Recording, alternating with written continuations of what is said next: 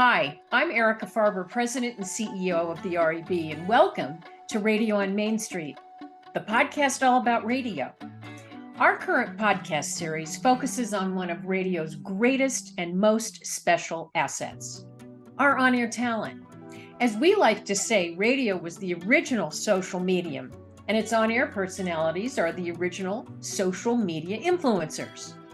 Many of these radio influencers have greater reach and followers than that of other media. They have incredibly strong ties to local communities, and that's based on a foundation of trust and emotional connection. As individuals who entertain, educate, and inform, radio influencers have the power to impact and affect behavior and brand consideration.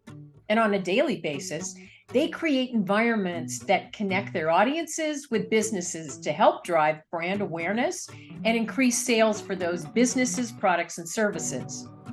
In our 9th episode of this series, we hear the conversation that I had with Josh Brubaker, known as Brew, on-air personality for Audacy's Top 40 and Hot AC stations. He's also the host of a Sunday night show on all of Audacy's country radio stations. And not to be topped, he's also the self-proclaimed CEO of TikTok Radio. Well, Brew, first of all, thank you so much for joining me today. I'm a huge fan, and you are doing so much for our industry. Well, thank you so much for saying that.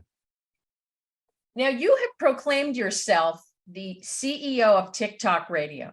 Oh, yeah. So talk a little bit about that.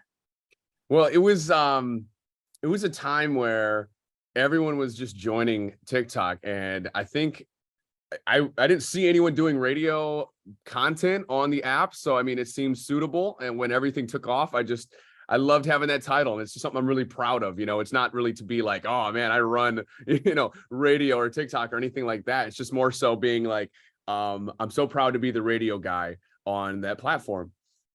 Now, when you grew up, what role did radio play in your life? Mm-hmm. It was just something that we consumed, really. It wasn't anything that I thought I could do. It just seemed like this distant thing that was just magical, like the aura that radio has. And I really didn't know how much of an impact it had until kind of looking back. Growing up, we went to this like Christian school that was about 35 minutes away. So me, my mom, and my little sister, we'd always have a pretty long commute into school, and you just, you'd listen to the morning shows on the way in, and it became that like second family and the way to start the day. And eventually, it just really had a big impact and something to look forward to every morning, which was like the worst thing ever, was waking up, that early to drive into school. We were too far outside the bus range, but it was great. And then even growing older, and really solidifying that love for radio, being in a market like Detroit where I could listen to all these amazing stations and talents, like it just was, I felt really lucky to have that influence and also experience with those stations. But you ended up getting into radio through social media, which is really the opposite of so many on-air personalities today are on the radio and have learned social media, but you did it the other way around. Not at all, actually. I was in radio for about 7 to 8 years before I got TikTok. So I didn't realize that. Yeah, I know. And it's the funniest thing. And not like it bothers me at all, but I love telling people that like I am radio through and through. The social media thing was just a wonderful exposure thing, kind of like as I was starting to ramp up. So I started at the ripe age of 18 and jumped right into radio. And it goes to a school where it doesn't exist really anymore in Michigan, but it's Specs Howard School of Media Arts. And a lot of people in the industry are familiar. A lot of amazing talent have come out of it, including like my counterpart in the top 40 space of Audacy, Julia, who does the midday national show.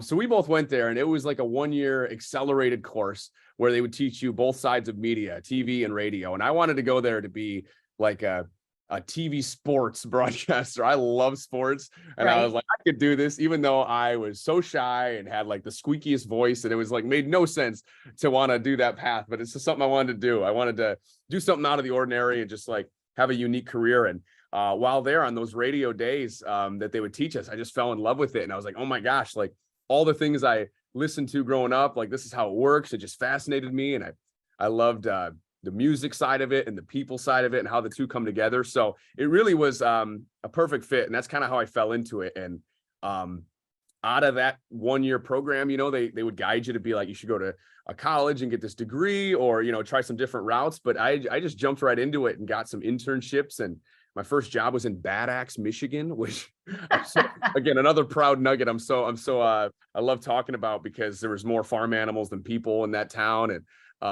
I got to host an AM polka show. I got to do news. I mean, they let me do music directing and classic hits. Like, it was the perfect spot to start, because you could mess up so much and really cut your teeth. And I did the traditional radio route, bouncing around and moving up. And from there, I went to Toledo and then eventually Detroit. And Detroit is where I started doing social media, and it blew up. And that was like 7 years later. And now ended up here in LA. And that's kind of the background.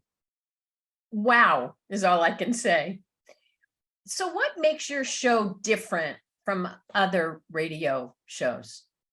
I think it's because of how like multi-layered it is. Everyone talks about connecting it through the socials or podcasting. And of course, that's like a necessity at this point. But I really do pride myself on connecting on so many different levels of media, if that makes sense. So like, having this radio content that I bring over to TikTok and Instagram Reels, it's just another way to connect with the audience and them to see it and to comment on it. It really makes this really cool trifecta of connection. I'll have people tell me about radio topics in real life when I see them, or vice versa. I'll have somebody call in the radio show and talk about a TikTok video I did. And I think that really adds a really nice element to it that makes people feel involved. Now, do you keep a camera in the studio when you're on the air the whole time, or do you do these videos after? Yeah, I'm a pretty I like to prep as well as I can. So I'm definitely not filming everything. So I just do everything on my iPhone. And if it's kind of like prepping for your show, I'll prep ideas for my show. And the best part about it is, like, if it works on TikTok or social media, there's a good chance it's going to work on the radio, because it's all about what people care about, how they react to a certain topic. So when something kind of hits, that's when I know I should translate it to either medium. Well, and you're getting instant feedback. Yeah, that's absolutely right. So, they say that radio, or we like to say, is the original social media. So what does that mean to you? I believe it. I think it's about the influence, and radio personalities were kind of the first people to do that. It's the people that you come to trust, and they're the ones that did brand deals that we see on social media now. They were doing them forever on the radio. And I think that's why I'm able to transition both, is because, radio does such a good job of that, is with the brands and, connecting with people. I think they trailblaze the path to what everyone's doing now on social media. So you talk about why radio is so important to you in the prep, but how do you prep for your show? Well, it's, everyone has the same different prep sources, but I think life is the best prep you can do. I've been blessed to work with some coaches recently, who is the first time I've ever had that in my career. And it's been a lot of fun to like open your eyes to different experiences and how you see things in the world. And the best topics that I find the best, feedback on from the radio is those life topics that you might not think people relate to, but 99% of the time they've related to it in some capacity. It can be a big event that I got to do, like, be a part of, but it's a small, like, microcosm of that night that is a topic that everyone can relate to, like icebreakers, or, having to have a conversation with somebody. So I find those things that draw emotion from your everyday life is something that people are interested in and also relate to. You talk about that connection. Can you share an experience that specifically talks about that special relationship you have with your audience? Absolutely. So I love a good dad joke, and I love a good pun. So with the name Brew that I go by, it's super punnable, and it's become a thing where even out in public, people just use brew puns. Or like we just went to the Taylor Swift concert here in LA, and people were able to find me and give me the friendship bracelets. They had, like, it's a cruel summer, but it was a brutal summer, or stuff like that. And that's the coolest thing ever to see. And also just, when people comment about something they heard on the radio on a post that I make on social media, and vice versa, like I said, when they call into the show and talk about a video I did, that's a really cool thing that I think is a testament to how people are paying attention and invested in what I'm doing. Mm-hmm. Well, and it's no secret that you are exactly in the demo of the audience that you are appealing to, which almost goes counter to some of the misperceptions of who's listening to radio. Absolutely. And even when it's not, it's the most rewarding thing when people say, I didn't even know what radio was, which is mind blowing to think, but there's a whole new generation that, you know, has to be bridged over to the content we're doing. And I'm so happy to like be a part of that. Well, I guess there's a great example of how social media is introducing radio to an audience that may not be that familiar with it. Mm-hmm. And it's That's for great. everything. It can be for any job, any hobby. There's a niche for everyone on TikTok and social media. And I think that's why it's so important to put whatever you're passionate about out there, because you never know the hunger of that audience that's there. Right. So as we know, without the advertisers, we are not able to do what we do. If you had 30 seconds in front of an advertiser to talk about why it's so important for them to include radio in their marketing, what would you say to that advertiser? I would say that audio has never been hotter. And I think that's proven on every platform that it's on, whether it's podcasting or radio. You know, everyone's always listening to something. Even when I leave the studio, I just throw the AirPods in and I'm listening to other radio stations or, you know, streaming, whatever. People are always listening to something, and it's in radio in, you know, its own right. It's the most intimate medium that we have. And I think that holds a lot of weight when it comes to these investments in advertising and marketing. And, you know, the results speak for themselves once they actually do invest in that. So that'd be my 30-second pitch, but, you know, I'd love to dive into more about how I could help and how I can, you know, make their brand really work through radio. You know, it is a unique platform, but I think once you kind of lay it out for how that works, it can be a magical thing. Mm-hmm. Can you share a specific example of how you have worked with an advertiser? Absolutely. It's a couple that come to mind that are like my favorite of all time. And on a national scale, T-Mobile's been one of my favorite partners because they just kind of get it when it comes to what I'm doing and what the audience wants. And that's the best thing you can ask for out of a brand. So, you know, they deal on so many different things. I mean, obviously they're a cell phone brand, but they also sponsor, you know, events like Lollapalooza, which I'm so involved with you know, Top 40. And I've loved working with them because they give the freedom to really get their message across that they want. And then also another one that I did on a smaller level is a brand called Hey Dudes. It's these shoes that are everywhere. And that was a really cool experience because it was a brand I just loved and I wore all the time and I talked about, and then it kind of manifested into this partnership with them as a brand. And now we're working on the Hey Brews. I'm going to get a custom shoe from them. But again, that's just about how, when you're passionate about it and you actually love the product and you believe in it, that's how well it can work in your favor and theirs, because you could tell pretty fast when it's either, you know, just another endorsement or it's something you really believe in. Well, the Hey Dude sound like a full 360-degree partnership with you. Yeah. Yeah. You know, I love a brew pun.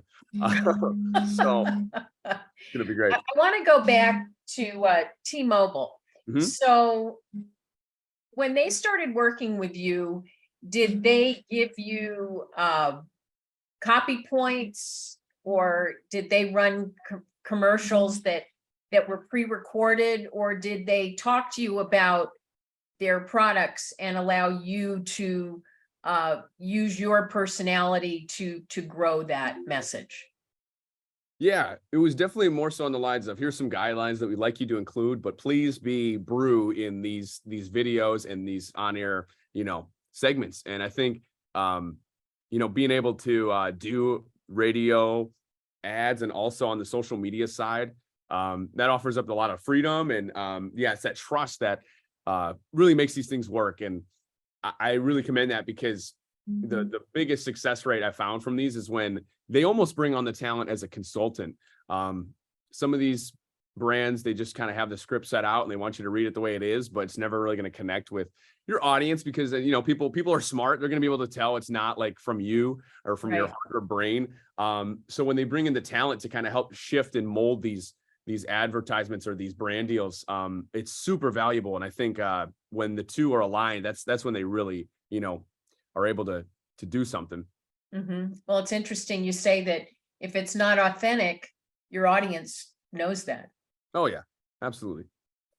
So when you look at the future of the industry, look into your crystal ball. What do you see for radio moving forward?